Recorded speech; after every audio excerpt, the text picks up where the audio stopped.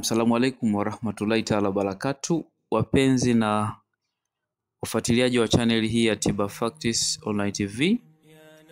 Leo bwana, ni siku nyingine tena tumekutana darasani, ikiwa ni muendelezo wa zile darasa za elimu mbalimbali, hususan elimu za tiba. Lakini leo nitakuja na tiba moja ambayo inawezekana ukawa hujaizoea lakini itakusaidia. Hii ni tiba ya nafsi. Tiba ya nafsi. Sio tumezoea kuwa tunatibu kiwiliwili, mara umeugua sijui tumbo, umetupiwa majini, uchawi, sijui vitu gani. Hizo zote tulikuwa tunazungumzia ni tiba, ima kwa kutumia dua au kwa kutumia mitishamba. Lakini leo tutakuja kuinyosha kidogo nafsi, lakini katika tiba hiyo hiyo, kwamba kumbe haya mambo yangejulikana, nafsi yako labda ingekuwa imefanikiwa katika hatua moja ama nyingine. Leo bwana, nitakuja nikufundishe milango 8 ya riziki kwa muumini. Sio kila mtu, kwa muumini. Katika dini ya Kiislamu, Mwenyezi Mungu ameieleza hii milango 8 ya riziki, na Mtume SAW akaihadisia na kuitolea ufafanuzi katika maneno yake kwamba muumini wa kweli aliyemwamini Mwenyezi Mungu, yeye huwa na milango 8 ya riziki. Sio kwa kila mtu hii. Hii sio kwa kila mtu, ila kwa muumini. Sasa tutakuja kuangalia muumini ni nani, au ana sifa gani miongoni mwa hizo sifa za muumini. Alafu mwisho tutakuja kuangalia hiyo milango 8. Sasa wewe ukishikata 2 au 3 au 1 kwa uvivu wako, unaweza pia kukusaidia. Kwa hiyo somo letu la leo ni milango 8 ya riziki kwa muumini. Uifahamu hii. Huenda wewe unafanyaga mambo lakini hujui riziki zako zinatakiwa zikufikie kwa njia gani. Kwa hiyo lazima leo tufahamishane hivi vitu ili viendelee kutujenga inshallah. Kabla sijakwenda kwenye somo, ni taarifa tu ya kuwafahamisha wale waliokuwa wanaulizia kuhusu ofa. Ofa iliisha toka tarehe 3 mwezi wa 3 2025. Tulitoa ofa siku 5, lakini mashallah kuna wengine walijaliwa kuipata, wengine walikuja siku baada ya tarehe 3 na nikawaambia ofa imekwisha, labda tusubiri kipindi kijacho. Kwa wale wote waliokuwa wanasikiliza zile clip zilizokuwa zinaelezea ofa, wasinitumie tena ujumbe kusema ofa bado ipo au inaendelea. Ofa ni imeshakwisha. Ilikuwa na deadline, yani ilianza tarehe 27 mwezi wa 2 na ikaisha tarehe 3 mwezi wa 3, na hii ilikuwa ni ofa kwa ajili ya kukaribisha mwezi wa Ramadhani. Tukaona sisi tutoe ofa namna kama hivyo. Kwa hiyo walionufaika wamenufaika, na wale ambao walichelewa tufanye subira, katika siku za mbele huenda tukajaliwa kuipata nyingine, lakini hayo ni majaliwa ya Mwenyezi Mungu. Kwa hiyo inshallah taarifa ni kama hivyo.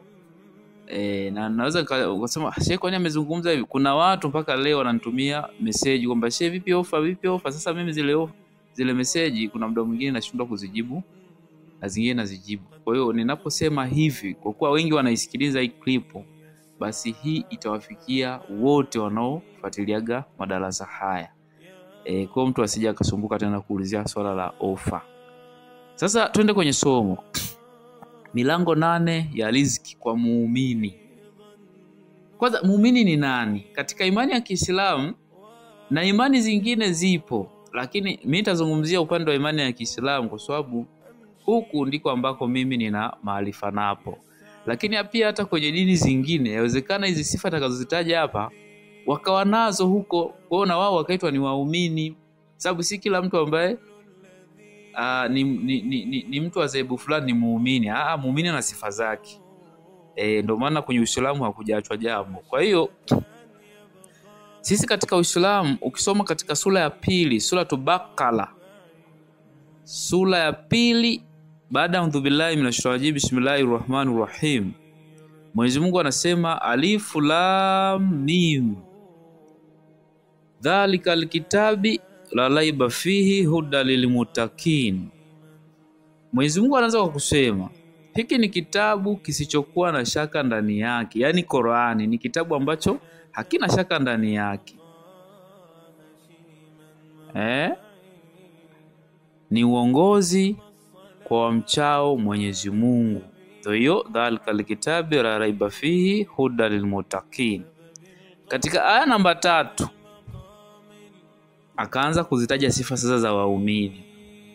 Alladhina yu'minuna bilghaibi wa yuqimuna salata wa mimma razaqnahum yunfikun. Ambao yani hao hichi kitabu ni uongozi kwa wanaomcha Mwenyezi Mungu. Sasa wacha Mungu ni kina nani? Au waumini? Kwa sababu hapa kwenye ucha Mungu ndiko kuna waumini. Hapo katika hizi daraja zipo daraja kama 7 za Muislamu. Anaanza Muislamu, anafuata muumini, anakuja mcha Mungu, anakuja mpaka wali na wengine. Zipo daraja hizo. Sasa anasema alladhina yu'minuna bilghaibi wa yuqimuna salata wa mimma razaqnahum yunfikuna. Ambao hao waumini huyaamini asionekana. Yani hii ni maadamu kwamba yamesemwa na Mwenyezi Mungu au mtume wake. Lakini pia sifa nyingine mbali na hiyo kuamini asionekana, maadamu yamesemwa na Mungu au mtume wake, lakini pia usimamisha sala na hutoa katika yale waliopewa na Mwenyezi Mungu.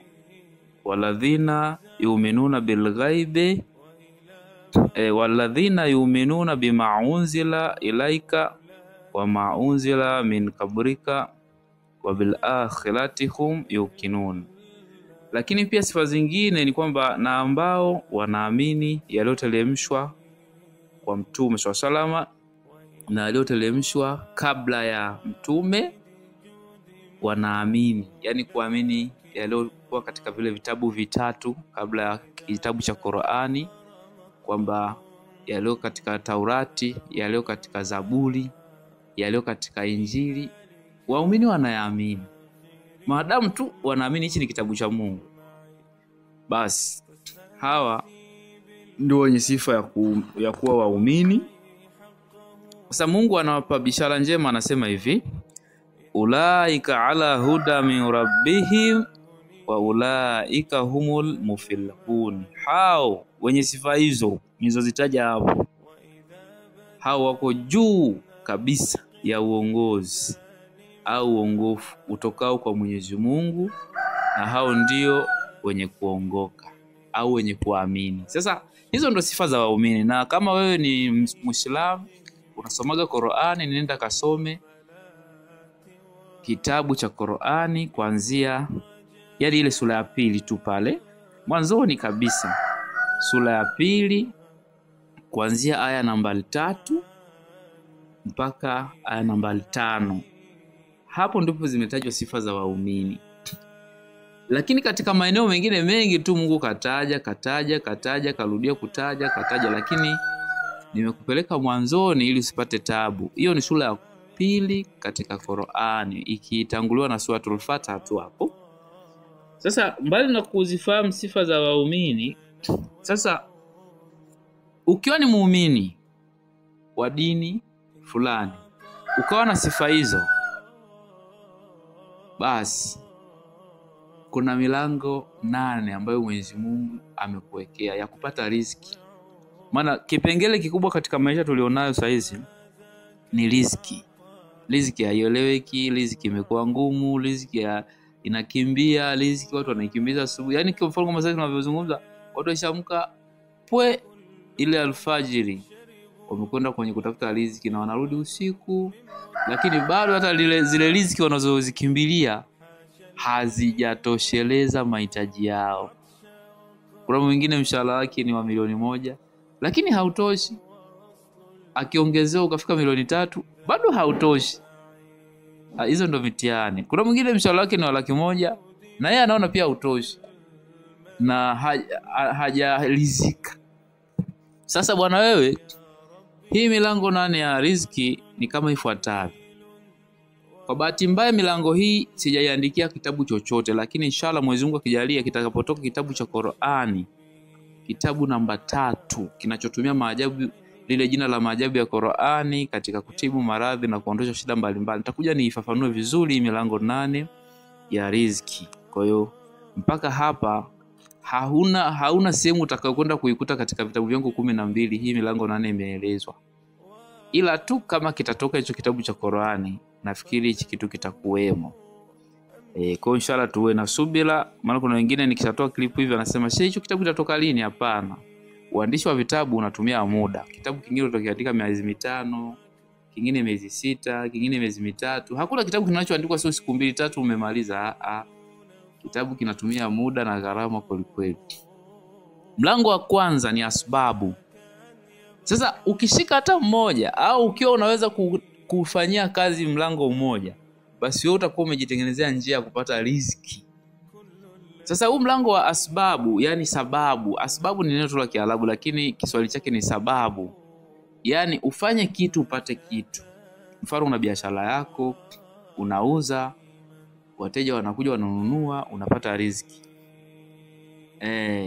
Unaenda kufanya kibarua kwa mtu, unamfanyia kazi, baada ya kazi anakulipa.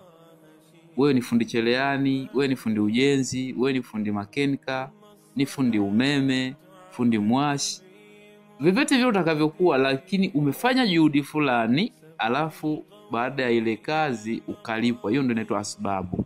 Sasa huu mlango Mungu ameujalia, huu mlango ni kwa watu wote, kuanzia walioamini na wasioamini. Inamaanisha wasioamini ni wale ambao zile amri zote za Mwenyezi Mungu hawazitii. Kwa mfano kwenye Uislamu tungesema huyu mtu ameambiwa aswali, haswali, bwana funga, hafungi, toa sadaka, hatoi, basi nenda kahiji kwa kuwa una hela, haendi. Yani zile amri zote atekelezi. Lakini kama tu anafanya kazi lazima atapata riziki. Na hilo Mungu hajakuwa mchoyo. Kwa sababu riziki ni kitu ambacho kimeshaandikwa, wewe utapata hivi, utapata hivi, yani ni juhudi tu itakayofanyika basi utapata riziki. Wala riziki sio kitu kikubwa kwa Mwenyezi Mungu. Tena riziki Mungu alivyoizalau, yani hata kama ni kafiri, yani mtu ambaye ni jambazi, lazima tutampa riziki mpaka siku yake za kuishi duniani ziisha. Zikishaisha, riziki yake ikiisha, naye yule mtu atakiwa afe. Kwa riziki sio kitu ambacho anakisamini sana Mungu. Ila kuna kitu kinaitwa mali. Mali sasa hiyo ni zawadi. Yani ili uwe tajiri labda uwe nini, yani hivyo mpaka Mungu mwenyewe akuzawadi na umefanya juhudi fulani. Japo kuna njia nyingi za kufanya kama kuiba, kudhulumu. Sasa hizo ni za kwako, lakini zipo njia ambazo Mungu anaweza kukupa mali kwa kufanya jambo fulani tu na ukapata mali. Sasa mali yenyewe ni vitu vinatolewa kama zawadi. Ila riziki kwa kila mtu atapata kwa nafasi yake au kwa urefu wa kamba yake atakayokuwa na juhudi yake. Sasa hii asbabu ni mlango ambao kila mmoja anaweza akapata riziki. Unaswali, uswali, unafanya hivi, yani hii yenyewe utapata tu. Na huu ndio mlango watu wengi tunautumia. Lakini kwa muumini mwenye sifa zile nilizozitaja hapo awali na zingine nzuri za kumpendeza Mwenyezi Mungu, ameambiwa fanya hivi anafanya, fanya hivi anafanya, basi huyu mtu ana milango 7 ya ziada. Lakini huyu ambaye hatii amri za Mwenyezi Mungu na kutekeleza maamrisho yake na kujizuia na makatazo yake, kwenye hii milango 7 hayumo. Subhanallah, hayumo, kwa sababu yeye haya nitakayokwenda kuyataja hataweza kuyafanya, au kama hayafanya hawezi kupata. Ila akifanya hata moja katika haya 7 nitakayokwenda kuyataja, atajifungulia mlango mwingine wa ziada wa riziki.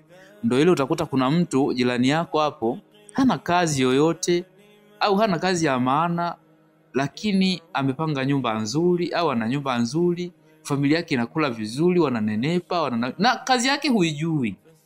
Kuna watu shewa na milango ambayo wewe huijui kama unapataje riziki. Yani wewe umeamini kabisa ili upate riziki lazima uende kazini. Kuna mwingine haendi kazini na yuko hapo jirani yako na maisha yanakwenda vizuri na maisha mazuri kuliko wewe. Ukibahatika siku moja ukamtembelea utashangaa na vyakula. Yani mpaka roho itakuuma. Anakula vyakula vizuri. Unaona bwana maisha yake mazuri, hana shida kabisa wala hana juhudi yote unayomwona anaifanya katika mazingira ya kijamii. Sasa miongoni mwa hao watu watakuwa wanayafanya haya na yakwenda kuyataja. ndio yanayowapatia hayo unayoona wewe huyaelewi mpaka muda mwingine watu wamefikia kuitana, yule bwana ni Freemason, yule bwana anatoa kafara, yule bwana ndo alimua bibi yake au mjomba wake au baba yake ndio maana anaendelea, ndio maana ana mali. Sio hivyo. Kuna wengine wanafanya mambo ambayo Mungu ameshafundisha watu wakifanya haya Mungu atawafungulia milango mingine ya riziki. Na milango hii riziki yake inakuja katika njia usizozitegemea. Tena zinakuwa zina ukubwa kweli kweli. Mlango wa pili, kuachana na asbabu. Sasa hizi milango 7 nitakazozitaja baada ya huu wa asbabu zenyewe hizi ni kwa watu maalum, hususan waumini. Mlango wa pili ni swala. Swala ni kusimamisha swala. Kwa Waislamu wote wanalifahamu hili. Labda tu hujaingia darasani. Swala kwa Muislamu ni jambo ambalo ni la lazima. Umetaka hujataka, wewe ni mgonjwa ni mzima, uko vitani, uko safarini, yani kila sehemu utakayokuwa umeamrishwa uswali. Tena kuna baadhi ya maeneo uswali ukiwa umelala, na uzuri kuswali unaswali popote pale, ukiwa umekaa, ukiwa kwenye jahazi, ukiwa kwenye boti, ukiwa kwenye basi. Mwingine atauliza, nitapataje uzu? Mbona swala haitimii bila uzu? Jamani, kuna kutayamamu. Sasa na katika mlango kutayamamu ni mpana kweli kweli. Unaweza kutayamamu hata ndani ya gari. Na mwingine atauliza, hiyo gari kwani ndio imekuwa udongo?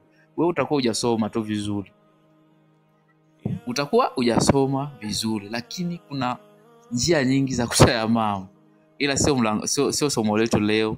Kwa hiyo swala kwa yule muumini atakayejidumisha au kujilazimisha kuzisimamisha zile swala 5, yani alfajiri, dhuhuri, la asiri, magharibi, la ishai, anazitekeleza kwa wakati.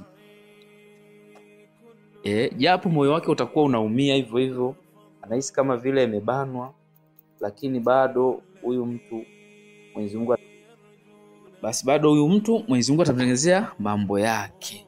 Kwa hiyo ukitaka kufungua mlango miongoni mwa milango ile 7 iliyobaki ya riziki, simamisha tu swala 5. Kwa ugumu hivyo jilazimishe, moyo haupendi, we nenda. Ukisikia azana nenda, na uzuri ukiwa mjini, ukiwa kijijini azana zinasikika vizuri tu, ni wewe tu uvivu wako wa kuzenda kuzitekeleza. Weka swali, kisha swali muombe Mwenyezi Mungu katika yale mahaja yako yale. Utashangaa sana, hautoishi maisha ya kudhalilika. Mungu atakunyanyua tu na atakupa kile utakachokihitaji. Japo kitachelewa lakini utapata, na watu watakushangaa. Kwa nini wewe imekuwa hivi? Kwa nini imekuwa hivi? Mwisho wa siku wenye akili wasema, "Huyu bwana anafanya ibada lakini kwa hiyo mwacheni tu." Watu wataishia hapo, lakini wewe utakuwa tayari umeshajifungulia mlango wa riziki. Mlango wa 3 ni saumu. Sasa kuna saumu za aina 2. Kuna saumu ya lazima na saumu ya sunna. Kwa mfano sasa hizi tunavyozungumza hii clip, kwa wale ambao wataisikiza baadaye, lakini mimi clip nimetoa ndani ya mwezi wa Ramadhani mwaka 2025. Lakini najua clip hii itaishi miaka na miaka nenda miaka rudi. Lakini kwa wale walio katika ndani ya mwezi wa Ramadhani, kuna mabadiliko mengi wataona katika riziki zao. Moja kati ya faida za kufunga Ramadhani, Mungu ameziahidi kabisa, ni riziki ya muumini inaongezeka. Kwa nini alitaja lile neno? Ni kwa sababu kufunga tu kama kufunga ni miongoni mwa milango ya riziki.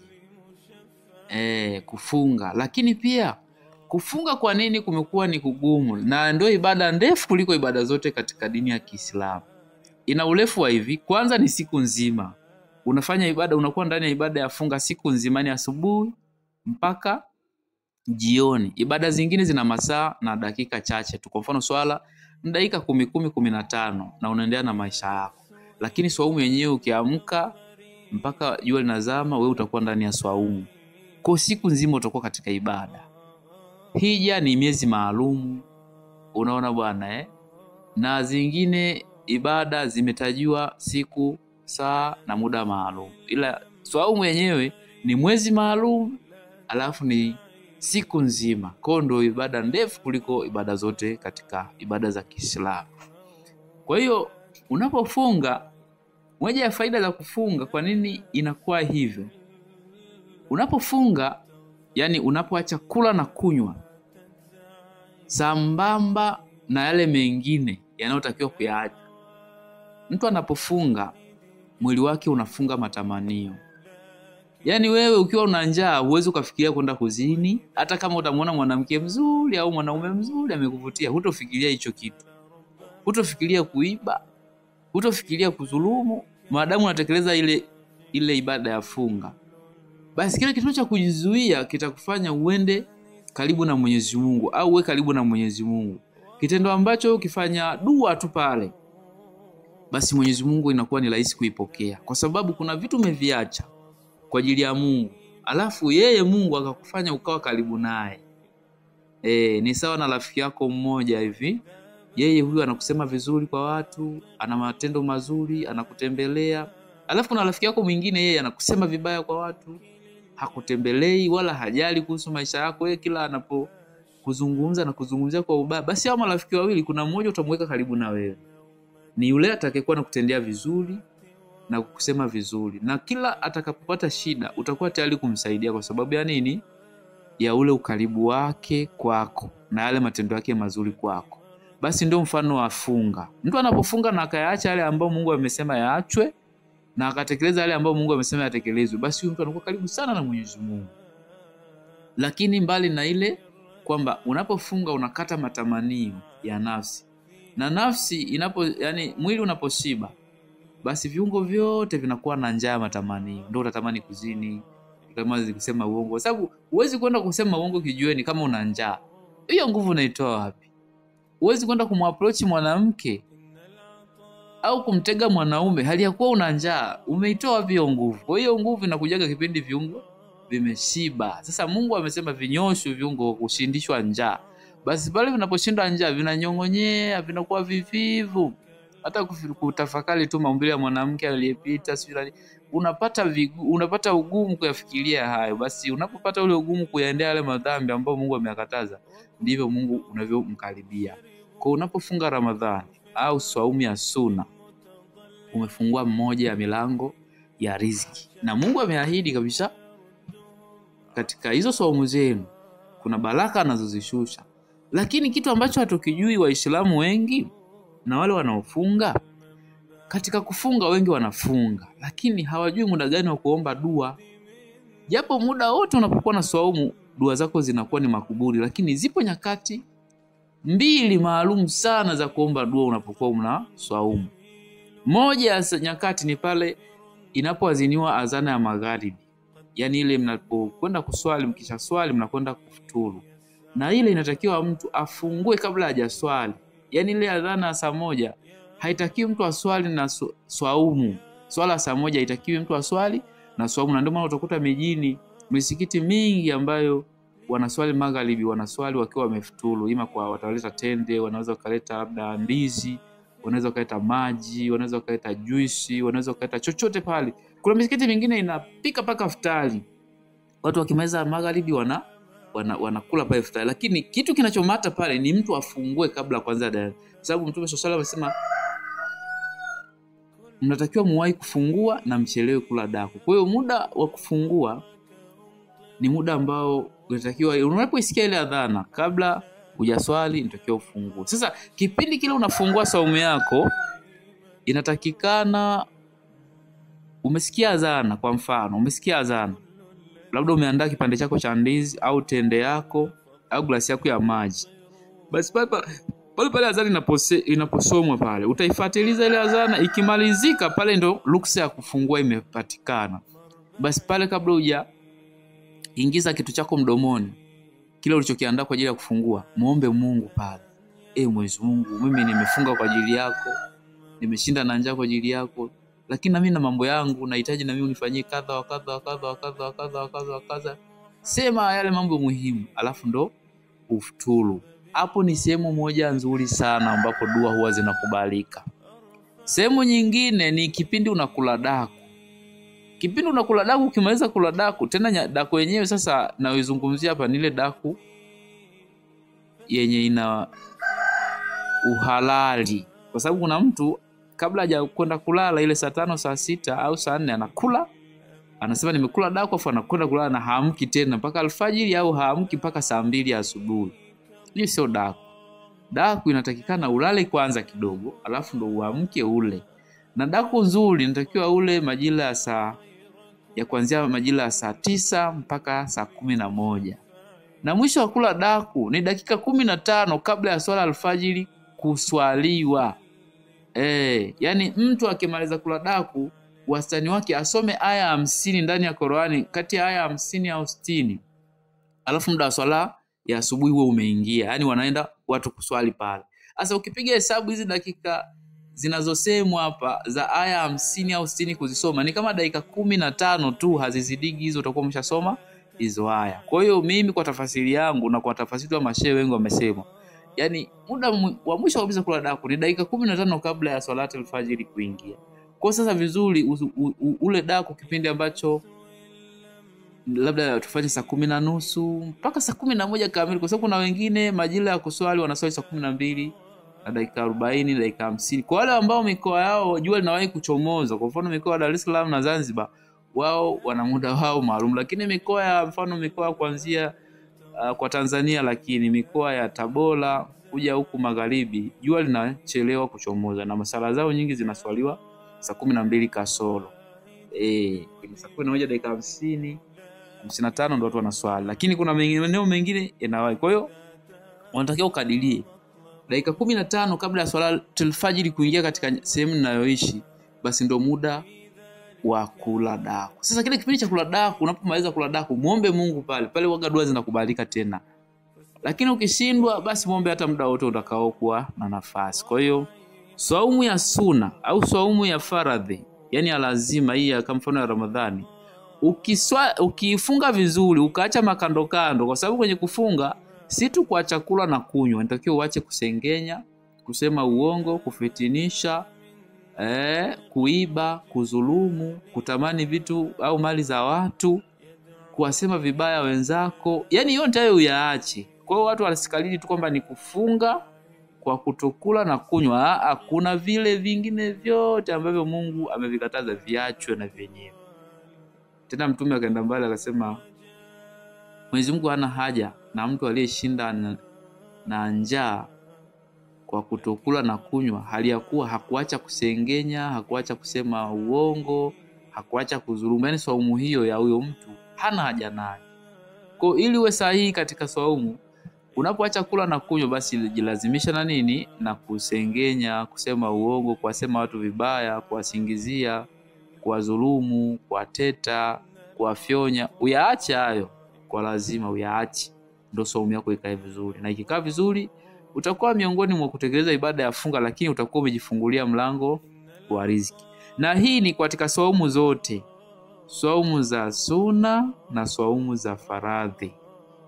Nimekuwa nikiwaona katika mji wangu wachungaji maalum wa madhehebu fulani, wanapokuwa na maombi yale mazito, huwa wanafunga kabisa. Anafunga kula na kunywa na anakaa kwenye maombi. Na kweli unakuta siku 3 kama 4 au 7 anayoyaomba yale maombi yake anajibu. Kwa hiyo kwenye kufunga kuna siri kubwa. Kwa hiyo lakini katika hizo siri moja wapo ni kufungua milango ya riziki. Sasa unaweza ukafunga kwa ajili tu riziki zako zikae vizuri. Ukamwomba Mungu, mimi Mungu unaniona nalala na njaa, nashinda na njaa, hali yangu haieleweki. Hebu kwa kufunga huko naomba unitengenezee maisha yangu, niinulie kipato changu. Alafu uone mwisho wa siku kitakuwaje. Kwa saumu ni miongoni mwa milango ya riziki kwa muumini, lakini kwa sababu tu saumu hawezi kufunga asiyekuwa muumini. Hata katika saumu yenyewe Mwenyezi Mungu anasema ya ayyuhalladhina amanu kutiba alaykumusiyam, kwamba enyi mlioamini mmelazimishwa kufunga. Kwa hiyo hata kufunga kwenye sio Muislamu yote anaweza kufunga, ni muumini. Kwa hiyo si kila Muislamu, ndio maana utakuta kuna Waislamu wanakula na Waislamu wanafunga. Kwa hiyo pale utofauti wao, kuna muumini na Muislamu. Kwa hiyo Muislamu yeye anaweza asifunge, lakini muumini yeye ni lazima. Sasa muumini ni nani? Rejea katika zile sifa za waumini nilizotaja mwanzoni pale. Kwanza lazima amwamini Mwenyezi Mungu, asimamishe swala na atoe katika vile ambavyo Mwenyezi Mungu amejalia kumpa, lakini pia aamini yale mambo yaliyotajwa akhera yapo, kama ni moto, pepo zipo, malaika wapo, na kuamini yale ambayo hajawahi kuyaona, hata kama hakuyaona ila yamesemwa na Mwenyezi Mungu au mtume wake, basi ayaamini hayo. Hizo ndio sifa za waumini. Sasa Muislamu anaweza akawa hayaamini yote hayo, lakini anaitwa Juma, Ramadhani, Shaabani, Nuru, Hamisa, Mariam. Huyu ni Muislamu, hatukataa, hii ni Muislamu, kazaliwa kwenye Uislamu. Lakini kwa kuwa hayaamini yale, yeye sio muumini. Na wala hii Ramadhani haijakuja kwa ajili yake. Kwa hiyo hata hiyo Ramadhani au kufunga ni kwa ajili ya waumini. Nafikiri hapa nitakuwa nimeeleweka. Ni hame sehemu nyingine. Mlango wa 4 miongoni mwa milango 8 ya riziki ni dhikri. Dhikri ni utaji wa Mwenyezi Mungu Subhanahu wa Ta'ala.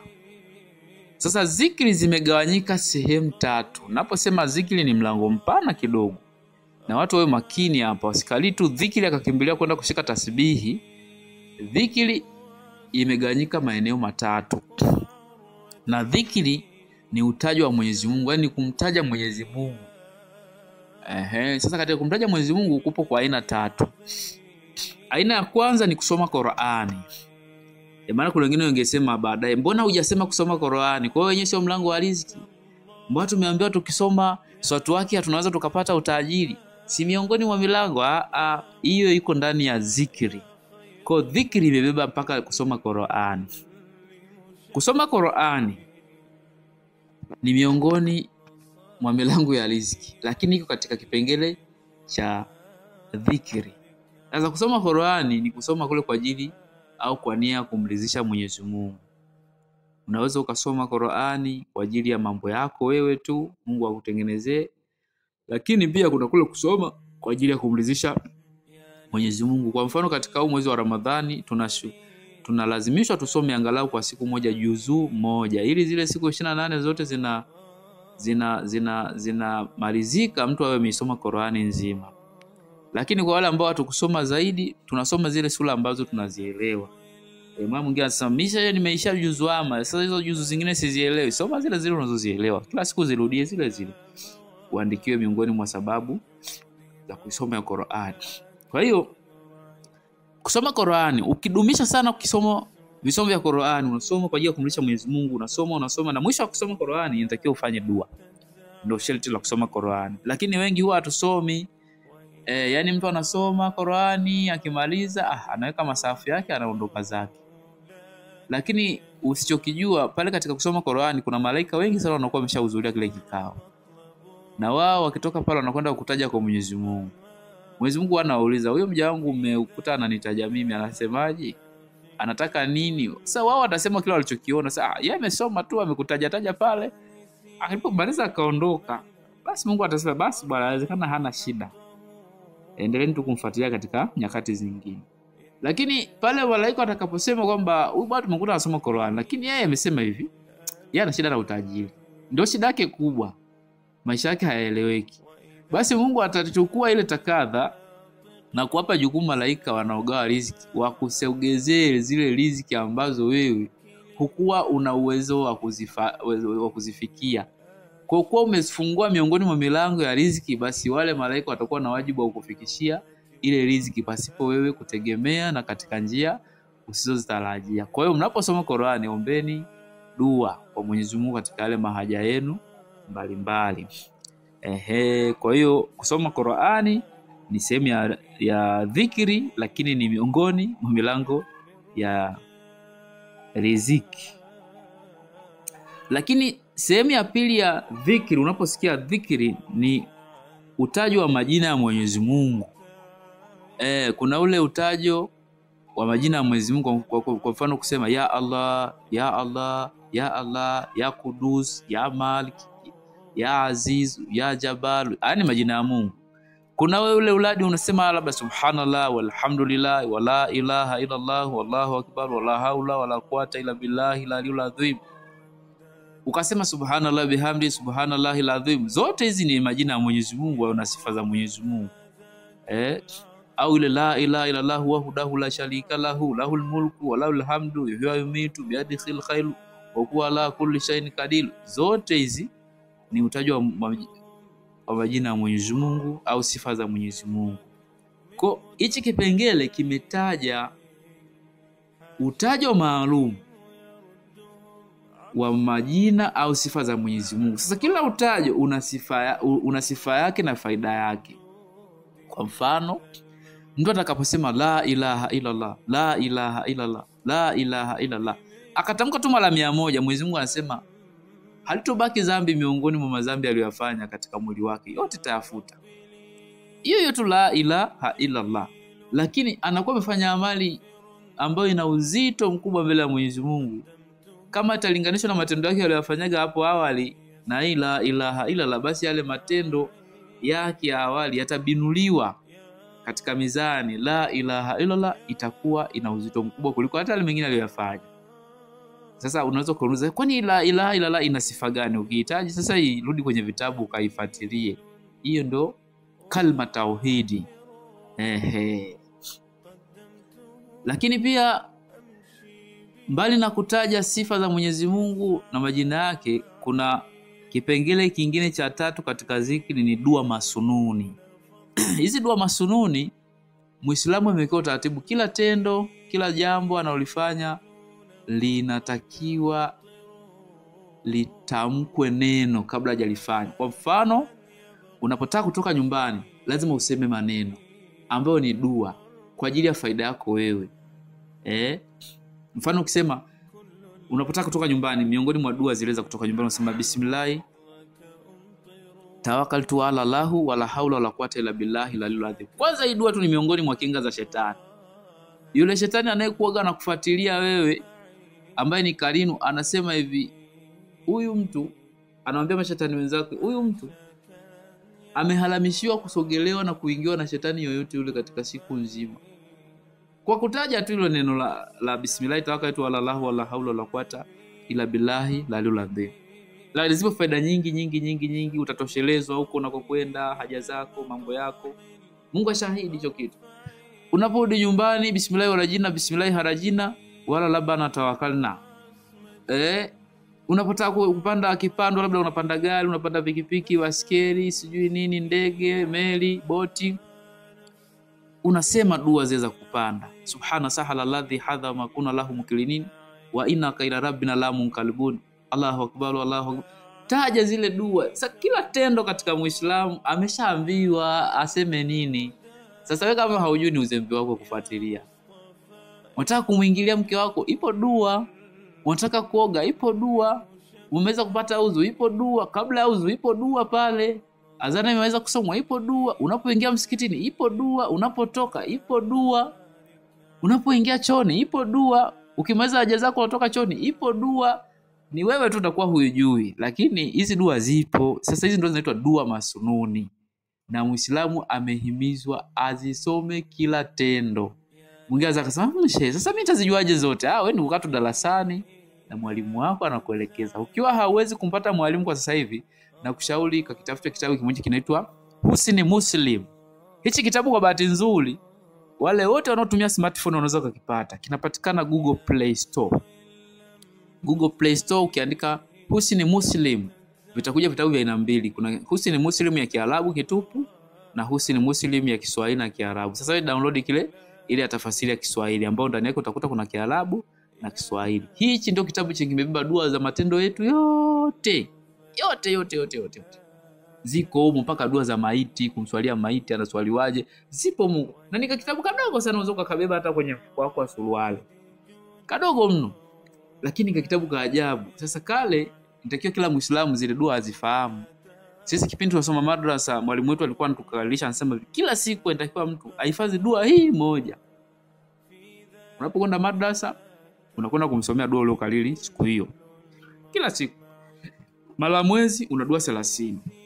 Mara miezi mitatu una dua 90. Mara mwaka una dua ngapi?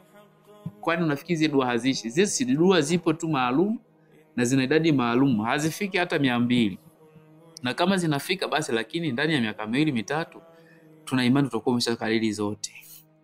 Kwa hiyo Husni Muslim, kama unakihitaji, nenda kwenye maduka yanauza vitabu, ulizia Husni Muslim, utapata cha kushika kwa mkono. Kwa wale ambao hawajui watakipata wapi, waingie Google Play Store pale, andika Husni Muslim, kitakuja hicho kitabu. Chukua cha Kiswahili, kitakuwa ndani yake kina Kiswahili na Kiarabu. Hichi ndio kitabu kimeeleza dua za matendo yetu yote ndio yafanyaga, mpaka zile dua za kuswalia zimo, dua siju za maiti, za kumswalia maiti zimo. Dua zote unazozijua na usizojua zipo humo. Kwa hiyo hii itakusaidia. Kwa dua masununi ni miongoni mwa dhikri.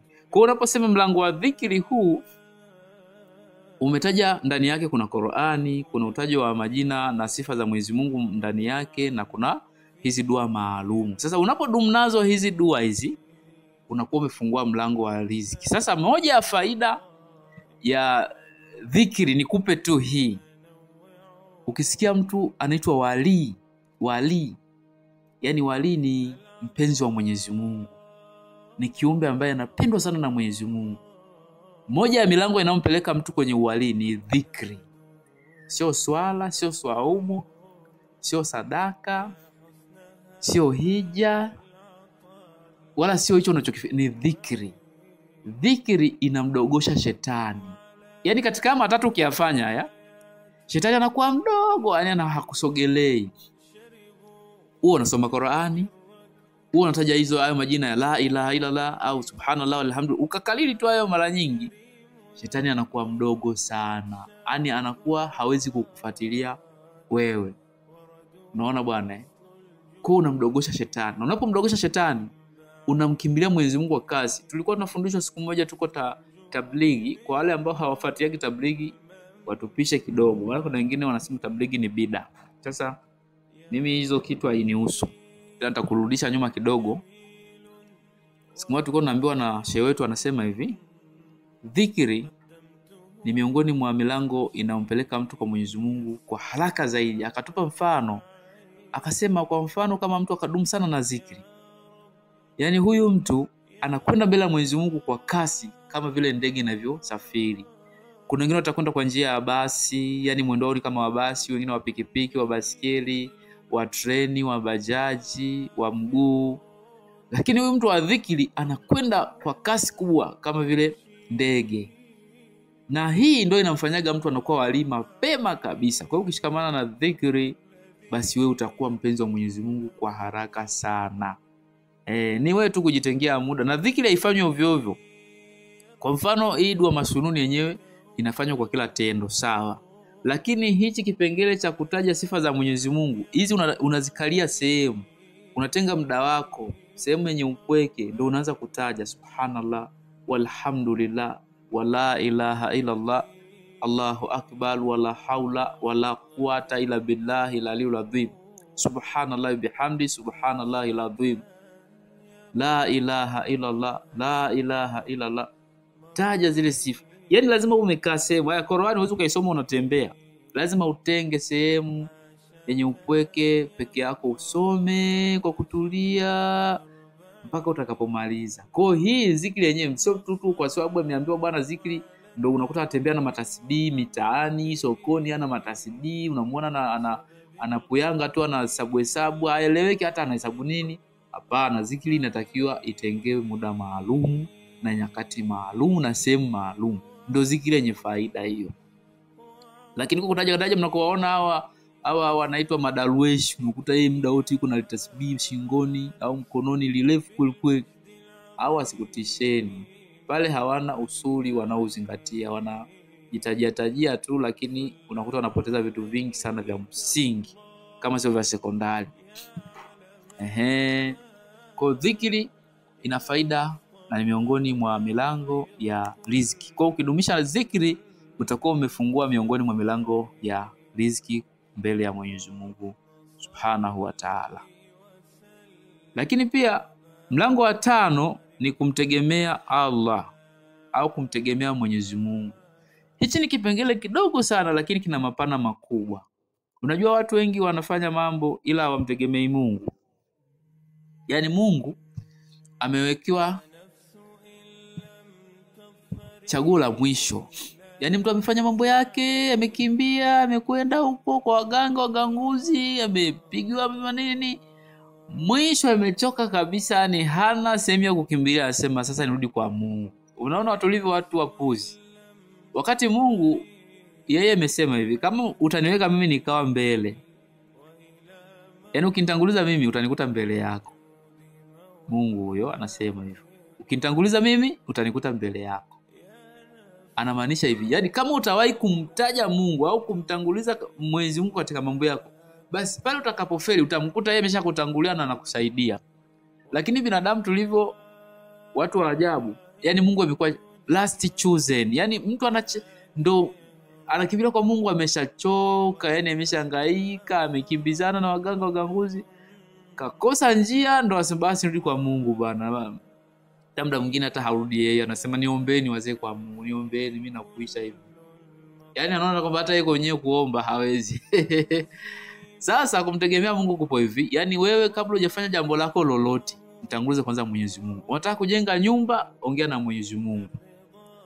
Mwenyezi Mungu, mimi nataka kujenga nyumba, naomba unitangulie. Unataka kusafiri, unataka utoke Dar uende Dodoma, uende Tabora, swali la kambili, mwambie Mwenyezi Mungu, mimi nakwenda Dodoma, unakwenda Tabora, nahitaji ulinzi wako, nahitaji unitangulie. Unataka kuoa, kabla hujaenda kupeleka posa, mwambie Mwenyezi Mungu. Kuna zile swala za istikhala, kuomba ushauri kwa Mwenyezi Mungu. Mwambie Mwenyezi Mungu, Mungu, huyu mwanamke anakwenda kumuoa au mwanaume anakwenda kuoa, atanifaa au anifai, nipe dalili. Na hii ni swala kumtaka ushauri Mwenyezi Mungu. Kwa kila jambo usitangulize akili zako wala matamanio yako ukiamini wewe utaweza. Mtangulize Mwenyezi Mungu kwanza. Yeye ndo atakayepambanua pale. Ukishamkabidhi tu Mwenyezi Mungu lile jambo lako, basi Mungu yeye ndo atapambanua kwamba kumbe hili huyu bwana amekuwa hana uwezo wa kulifanya. Amenipa mimi kipaumbele cha kunitanguliza. Kwa yeye sasa atakutengenezea katika yale unayohitaji kutoka kwake. Sasa hichi ni kipengele kidogo lakini ni kigumu, watu wengi hawakifanyagi, kwa sababu watu wengi akiona na afya njema, ana mikono miwili mizima, miguu miwili mizima, hata ndo kumshukuru Mwenyezi Mungu hataki. Ukimwona mtu hata anaomba dua, yani kuna mwingine hata anaenda kusali lakini haombi dua, kwa sababu ameshaona kwamba sina nalo lihitaji kutoka kwa Mwenyezi Mungu, au Mungu ameshanipa kila kitu. Huu ni uvivu wa kutupwa.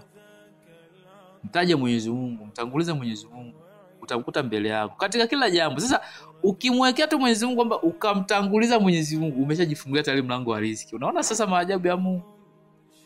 Yaani ukawa haufanyi jambo lolote isipokuwa Mwenyezi Mungu umeshamwambia, basi utajikuta umefaidika na vitu vingi sana. Riziki zako zitakuwa, utapata mambo mengi mazuri ambayo hata kama unakwenda kutafuta maisha nchi ambayo hujawahi kuifika, au mji ambao hujui, una ndugu, una rafiki, wewe mwambie Mwenyezi Mungu, Mungu mimi nataka niende mkoa fulani, nataka niende nchi fulani kwa ajili ya kutafuta maisha, na kuomba unitangulie huko. Huko sina ndugu, sina rafiki, sina jamaa, lakini wewe ndio utajua tafikia wapi, takula nini na nitapata nini kwa katika vile nilivyoviendea kule. Utashangaa Mwenyezi Mungu ukifika kule atakutengenezea marafiki, atakutengenezea watu wa kukuongoza njia. Yaani utaishi kule utafikiri wewe uliwahi kwenda ukapata labda uwenyeji.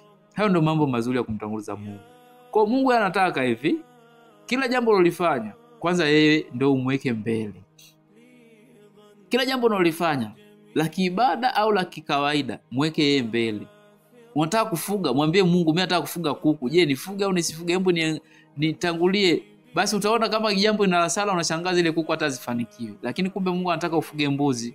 Washangaa kwenye mbuzi ndio kunafanikiwa. Kwa hiyo Mungu kila jambo ukimwekea yeye kwa mbele, basi yeye Mwenyezi Mungu ameshahidi utamkuta mbele yake. Lakini faida kubwa ni miongoni mwa milango ya riziki. Kwa tujitengenezee mazingira ya kumtegemea Mungu. Na kwa bahati mbaya huwezi ukamtegemea Mungu kama hauna sifa za uumini. Ndio penye shida hapo hapo. Kwa kuna vitu vingine tunashindwa kufanya kwa sababu sisi sio waumini. Kwa hiyo ukiwa hauna zile sifa za uumini, kwa sababu miongoni mwa sifa za muumini ni kumtegemea Mungu. Si tulikumbuka kule kumtegemea Mungu. Kwa kumtegemea Mungu tayari umeshaingia kwenye sifa ya uumini. Sasa ukiwa hauna hiyo sifa hauwezi. Ndio utategemea kina nyamkela, kina vibwengu huko. Yaani mtu unakuta anamuomba Mungu, Mungu naomba unilinde, lakini kuna kailizi kako mkono wa kulia au wa kushoto anakategemea. Anasema nyinyi wa kulungwa huko nisaidieni bwana. Unaona? Kwa hiyo unamuomba mizimu na Mungu pale pale. Sasa Mungu hivyo vitu ndo havitaki, ndo anasema kumshirikisha Mungu ndo huko. Kwamba una ilizi yako pembeni na Mungu tena unataka tena. Bora hata kama hiyo ilizi ingekuwa imeandikwa majina ya Mungu, labda ungesema bado ni yule Mungu yule yule. Lakini majina yenyewe hayajaandikwa humo. Imewekwa dawa, imewekwa mikao humo. Unasema sasa hii subhanallah. Kwa hiyo jitahidini au tujitahidi kumtegemea Mwenyezi Mungu kwa sababu ni miongoni mwa milango ya riziki. Mlango mwingine wa riziki ni kuswali tahajudi. Kuswali tahajudi. Sasa hii ni kwa waumini, bado inakugusa ni waumini, kwa sababu usiyekuwa muumini hautofanya. Kuswali tahajudi au tahajudi ni nini? Tahajudi ni kisimamo cha usiku. Wengine wanaita qiyamul, lakini kuna utofauti wa qiyamul na tahajudi. Qiyamul ni kuswali usiku mzima. Yaani huyu mtu baada ya swala la Isha anaingia kwenye visimamo vya usiku mpaka alfajiri inapopambazuka. Hicho ndio kinaitwa qiyamul. Tahajudi ni kusali sehemu ndogo tu ya usiku. Yaani huyu mtu akimaliza swala la Isha atakwenda nyumbani, atalala kwa masaa machache, alafu baadaye ndo ataamka ataswali. Na hii ndio inaitwa tahajudi. Tahajudi haiswali kwa kuunganisha. Hata kama una isdadi, yani una uwezo wa kuunganisha kuanzia ile swala la Isha mpaka alfajiri inapopambazuka, unaswali bila kuchoka, hiyo haitwi tahajudi. Tahajudi ni mtu alale kwanza, aamke ndo aswali, ndio inaitwa tahajudi. Kwa hiyo kuna tahajudi na qiyamul.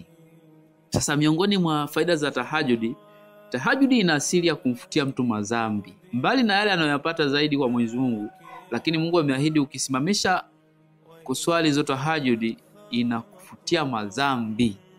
Lakini tahajudi inakukinga na madhambi. Mtu anayeswali tahajudi sio rahisi kumkuta sio rahisi kumkuta kitambaa cheupe, kitambaa chekundu, sijui kwa madangulo. Yaani ni mtu ambaye atakiingika kwa vyovyote vile itakavyokuwa na madhambi, wala sio mtu ambaye utamkuta kwenye mambo ya maasi. Kwa tahajudi ina asili ya kumkinga mtu na madhambi. Ametaka hajataka, lakini kwa kuwa anaswali tahajudi itamkinga tu. Na tahajudi ni swala isiyokuwa na unafiki ndani yake, tofauti na swala za mchana. Sababu mchana mtu anaweza akaswali zuhuri, akaswali asiri, akaswali magharibi, kwa sababu tu kuna Juma, kuna jirani, kuna nani anamuona. Mwingine anaweza akaswali kwa ajili ya mwanamke, kwamba tu mchumba wake amuone ule bwana anaswali. Au mwanamke anaswali kwa sababu tu kuna mchumba wake anataka kumuoa, anataka amuoneshe kama anaswali. Au kuna mwingine ametoka huko shamba au vijijini au mjini, amefika kwenye mji watu wanaoswali, akaona na yeye asikae nyume, na yeye aswali. Kwa hiyo kana swali kwa ajili ya wale watu wanaomtazama. Lakini tahajudi haipo hivyo. Tahajudi umelala, umeamka, umeacha usingizi wako, then ukapata uzu, ukaweka mswala, ukamsujudia Mwenyezi Mungu. Hii haina unafiki. Kwa maana hata Mungu katika sura Muzammil amesema hakika maombi ya usiku yanatua kwetu zaidi. Kwa yale maombi mnayotuma kwa Mwenyezi Mungu au mnayoyaomba kwa Mwenyezi Mungu usiku yanafika kwa Mungu kwa wepesi zaidi kuliko maombi ya masaa mengine, hususan yale masaa ya mchana. Kwa tahajudi ni miongoni mwa sala ambazo hazina unafiki kabisa. Na bahati mbaya usiku ndo muda wa makuzi wa kila kiumbe. Binadamu wanakuwa usiku, wanyama wanakuwa usiku, majani yanakuwa usiku. Hata roho ya binadamu kiimani inakuwa usiku. Kwa pale unapofanya ibada za usiku zina siri sana. Sina muda wa kutosha kueleza siri za ibada za usiku, lakini ukidumu kudumisha hizi ibada za usiku zinafungua mambo mengi sana. Yaani ibada za usiku zinafungua mambo mengi sana. Hata kama mambo yako yaelewi, wewe amka usiku, fanya ibada, muombe Mungu katika yale ambayo unahitaji. Mungu hawezi kukaa muda mrefu, utayaona majibu yake haraka sana. Na moja kati ya faida za swala za usiku, majibu yake hutoka kabla ya muombaji hajasahau. Yaani hili nakuhakikishia kabisa, kama wewe unafanyaga ibada za usiku, utaona majibu yako ni mengi yanatoka kabla wewe hujasahau. Kwa hiyo Mungu ana mambo mengi amemwahidi mtu anayefanya ibada za usiku, lakini miongoni mwake ni pamoja na kumfungulia milango miongoni mwa milango za riziki. Mlango mwingine ni kutoa sadaka. Huu mlango wa kutoa sadaka ndio mlango mgumu kuliko yote tumeosomeana na tutakao kuja kusomeana. Kutoa sadaka. Subhanallah. Mtu anaweza kuwa anaswali sala 5, anafunga vizuri, anafanya kila jambo ambalo Mungu amemwahidi, lakini kwenye kutoa aisee, huyo bwana ni mgumu sana. Na hii sio kosa lake, sababu shetani anawaahidi watu umaskini. Anakuambia kabisa kwenye nafsi, wewe acha kutoa utafilisika. Acha kutoa, haupati jingine. Kumbuka hiyo umepata kwa shida. unataka uitoe. Yani shetani anakusemesha kwa nafsi yako. Wewe unasema hela ni kweli. Kwa jinsi hivyo nisumbua. Hapana, hamna ise. Kwa hiyo ugumu wa kutoa ni mgumu zaidi. Tena kwa bahati mbaya kwa waumini wa Kiislamu, huu mlango wa kutoa hawaufundishagi walimu wengi. Na ndio maana unakuta hata watu kutoa sadaka tu inakuwa vigumu. Tofauti na kwa wenzetu wa imani zingine. Huu mlango wa kutoa anaufundisha kabisa. Na watu wanakaririshwa, na unakuta mtoto mdogo tu haendi kanisani bila kupewa sadaka. Na anapoondoka nyumbani anapewa sadaka. Sababu hii ni sadaka utakwenda kutoa. Kwa anajengewa mazoea ya kutoa bado mdogo mpaka anakuwa anajua nini maana ya kutoa. Wakristo wametuzidi sana, na hii nataka niseme bila unafiki. Ndani ya mwezi wa Ramadhani Wakristo wametuzidi katika huu mlango mbali sana. Kitu ambacho kinawanufaisha ambacho sisi hatukijui. Yaani yale wanaoyapata mazuri, kutembelea magari, majumba mazuri na nini. Huu mlango unawabeba sana.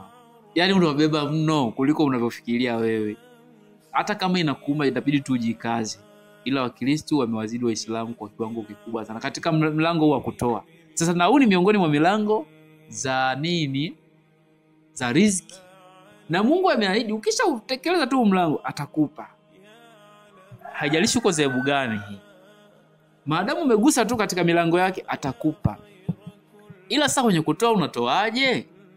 Kutoa ni kwa ajili ya Mungu. Yaani utoe kwa ajili ya kumridhisha Mungu. Sio utoe baadaye upeleke masumbulifu. Kwa mfano mtu anaanza kununulia nguo.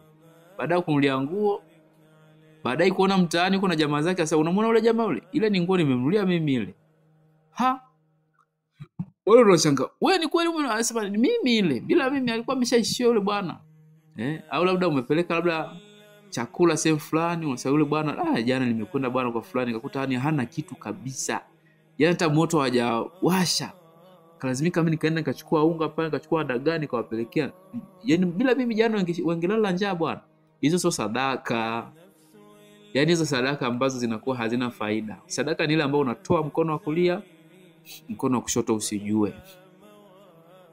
Unatoa mkono wa kushoto, mkono wa kulia usijue. Yaani maana yake unapotoa usitangaze. Lakini pia unapotoa utoe kwa ajili ya Mungu. Na uzuri unapotoa sadaka, mwambie Mwenyezi Mungu, Mwenyezi Mungu, mimi natoa sadaka hii. Lakini mimi sina kingi, nachohitaji mimi unilipe mbadala wa hicho nilichokitoa.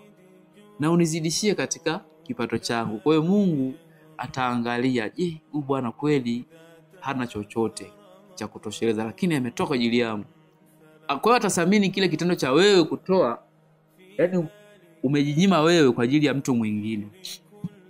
Sasa mlango wa sadaka una siri nyingi sana. Una siri nyingi sana. Na Mungu ameahidi ukitoa moja anakulipa 10 mfano wake. Yaani ukitoa kitu kimoja, mfano ukitoa shilingi 1000, Mungu anatakiwa kulipa ile 10,000. Mimi niseme tunanikiri. Kuna mtu mmoja tuliachana naye miaka karibia 5 iliyopita huko nyuma. Tukiwa katika maisha ya kawaida. Baadaye tukakutana tena baada ya miaka 5 kupita.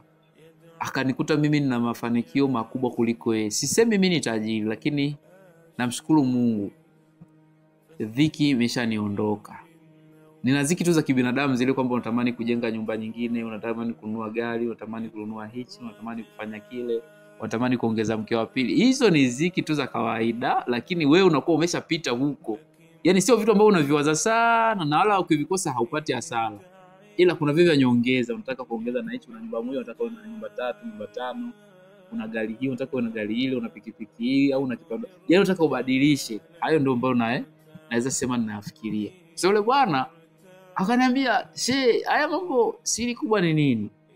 Nikamwambia mimi naweza nikasema na mambo mengi kidogo.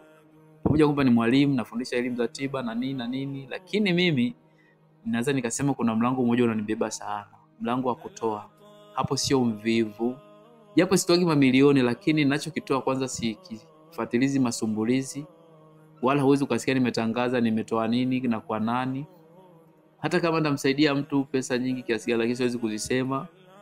Naona kwa huu mlango umenibeba sana na ninaona faida yake, kwa sababu ninapokuwa na haja yangu nikitoa namwambia Mwenyezi Mungu, mimi nimetoa kwa ajili yako, lakini pia nahitaji unipe mbadala wake. Na kiona kile kitu hata sijasahau, malipo yake yanakuja. Kwa kwenye mlango wa kutoa ni mlango ambao ni mgumu. Yaani ni mgumu kuliko milango yote unayojua wewe. Mtu yuko tayari kuswali sala 5, kufunga, shinde na njaa siku nzima, mwezi mzima, kufanya jambo fulani afanye, ila issue ya kutoa ni ngumu sana. Ila ukiweza tu ukaufinya vizuri moyo wako, ukauambia vyovyote takavyokuwa, niwe nacho nisiwe nacho, lazima nitoe, utakuwa umepiga vita kubwa sana. Lakini pia utakuwa umejitengenezea mazingira mazuri. Na uzuri mlango wa kutoa sasa ni cash by cash. Yaani unapotoa kwa ajili ya Allah, haitopita muda mrefu, yale malipo yake utayaona kabla hata hujasahau. Kwa hiyo mlango wa kutoa ni miongoni mwa milango ambayo ni milango miepesi kabisa.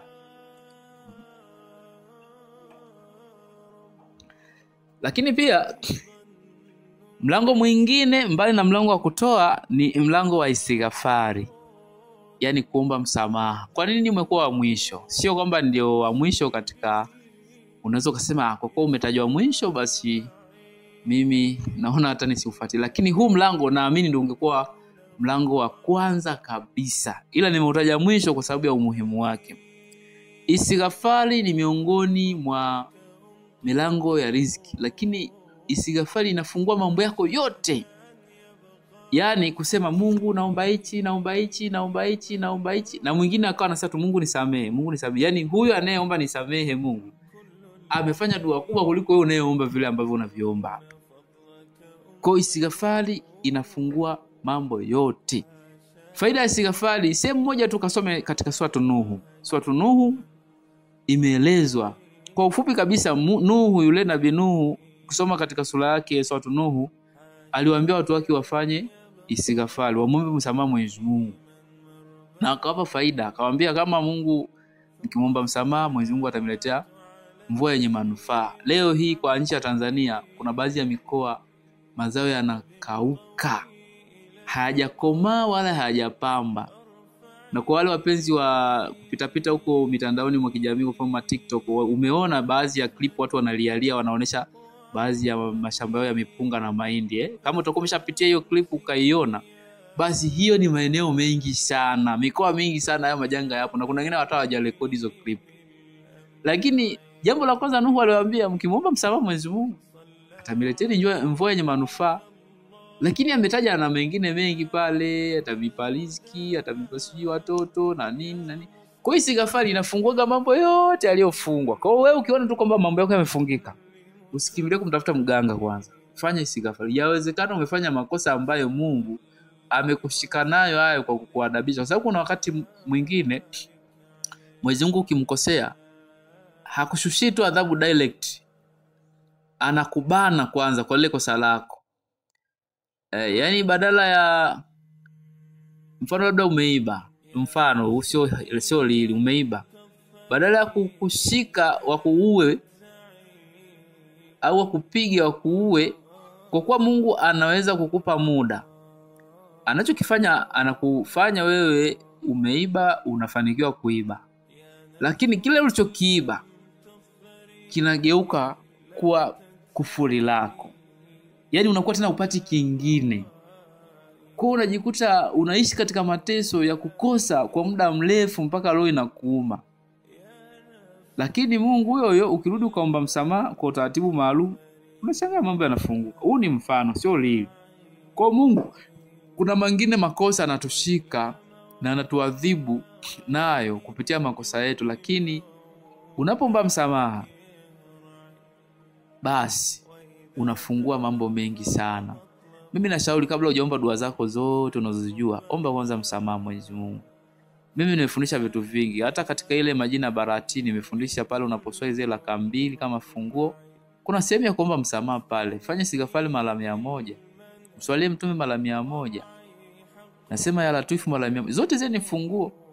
Kwa zile zikri zilizotajwa pale sio kwa bahati mbaya, ni kwa sababu ufungue kwanza milango yako, ufungue. Kama kuna makofi umeshapitia huko, Mungu yasawazishe. Unapokwenda kuongea na Mwenyezi Mungu kwamba Mungu nataka hivi, basi tayari wewe umeshapulua yale makosa yako. Sasa kuomba msamaha kupo kwa aina nyingi. Kuna mtu anaweza akasema tu Mwenyezi Mungu naomba nisamee, Mwenyezi Mungu naomba nisamee. Kuna mwingine anasema astaghfirullah. Mwingine anaweza akasema astaghfirullah alladhi la ilaha illa huwa alhayyu qayyum wa atubu ilaihi. Na kuna ile mama wa istighfari. Kuna dua moja inaitwa mama wa istighfari. Kaisomeni katika kitabu kimoja kinaitwa Muntahabu Hadithi. Kuna kitabu inaweza ikaishaandikwa sehemu nyingi, lakini mimi nakumbuka kwa haraka kitabu kimoja kinaitwa Muntahabu Hadithi. Ndani yake katika mlango wa dhikri imo hii dua ya mama wa istighfari. Au kwa kuwa sasa hivi teknolojia imekuwa, ingia Google tu. Ingia Google, andika mama wa istighfari, watakuletea hiyo dua.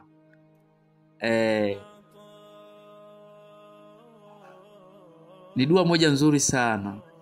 Miongoni inaanza na maneno Allahumma anta la ilaha illa anta khalaqtani wa ana abdika wa ana ala akhdika wa adika mastata'tu dhubika mishal mathanatu abulaka bi ni'mati alayya wa abu bi dhambi faghfur fa innahu la yaghfiru dhunuba illa anta.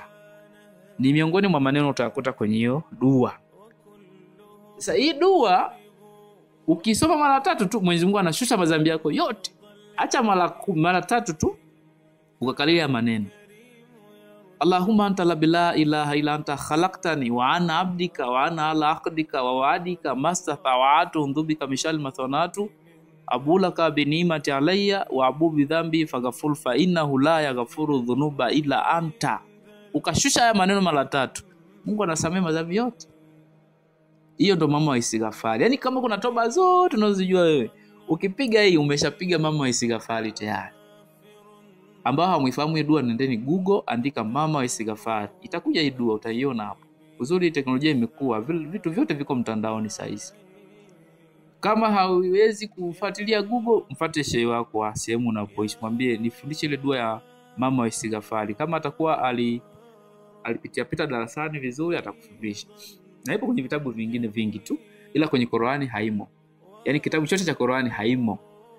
Ni miongoni mwa vitabu tu vile vya dua ndio inaandikwa huko. Na nimekuelekeza ukipata hata kitabu cha Muntahabu Hadithi katika mlango wa dhikri utaikuta hiyo mama wa istighfari.